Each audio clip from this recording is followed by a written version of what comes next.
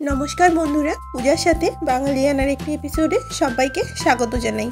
आज के आमी बानाबो रुई माछेर पातला झोल आलू दिए। प्रथमेई फ्राइंग पैने सर्षेर तेल गरम करे निएछि।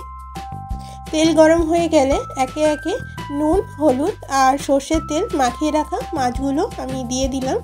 3 पिस मीडियम साइजेर रुई माछके भालो करे धुए नुन हलुद और सामान्य 2 चामच सर्षेर तेल माखिए आमी 10 मिनट आगे रेखे दिएछिलाम। माछ माखानोर समय यदि सर्षेर तेल माखानो हय ताहले माछटा कम छिटकाय। माछगुलो आमार भाजा हये गेछे। एबार आमी केटे राखा आलुगुलोकेও भेजे निচ্ছি। केटे राखा आलुगुलोके भाजते भाजते एक मशला तैरी करे नेब। मिक्सिंग जारे दिए दिलाम 2 कुचि आदा, एक मीडियम साइजेर टमेटो और 3টে काँचा लंका दिए दिलाम।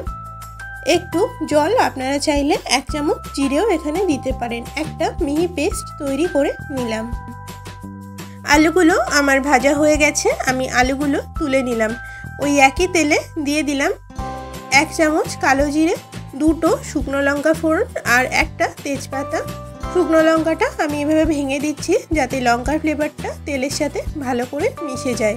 ফোড়ন থেকে একটা মিষ্টি গন্ধ বেরোতে শুরু করলে দিয়ে দেব একটা মিডিয়াম সাইজের পেঁয়াজ। দিয়ে দিলাম সামান্য একটু নুন যাতে পেঁয়াজটা মজে যায়। পেঁয়াজটা গোল্ডেন ব্রাউন করে ভাজা হয়ে গেলে দিয়ে দিলাম টমেটো, লঙ্কা আর আদার পেস্ট। মশলাটা ভালো করে কষিয়ে নিয়েছি। মশলাটা 5 মিনিট ধরে ভালো করে নেড়ে ছেড়ে কষিয়ে নিয়েছি। দেখো মশলা থেকে তেলও ছেড়ে দিয়েছে। দিয়ে দিলাম ভেজে রাখা আলু। ভেজে রাখা আলুগুলো দিয়ে আমি মশলার সাথে ভালো করে মিশিয়ে নিলাম। আর এই পর্যায়ে একটু জল দিয়ে দিলাম যাতে মশলাটা তলা থেকে না ধরে যায়। আলুর সাথে মশলাটা আমার ভালো করে মেশানো হয়ে গেছে। দিয়ে দিলাম একটু সামান্য হলুদ গুঁড়ো, हाफ टीस्पून हलुद गुঁড়ো दिए आमी आबारो भालो करे मिशिए निलाम। और এই পর্যায়ে গ্যাসের ফ্লেম মিডিয়ামেই আছে। দিয়ে দিলাম গরম জল। আপনারা যে যতটা গ্রেভি পছন্দ করেন সে ঠিক ততটাই জল দেবেন। গ্রেভিটা দিয়ে ভালো করে আমি মিশিয়ে নিলাম আর আবারও 5 মিনিটের জন্য চাপা দিয়ে রান্না হতে দেব। ফিরে এলাম 5 মিনিট পর। আলুগুলো আমার একদমই সিদ্ধ হয়ে গিয়েছে। দিয়ে দিলাম মাছগুলো।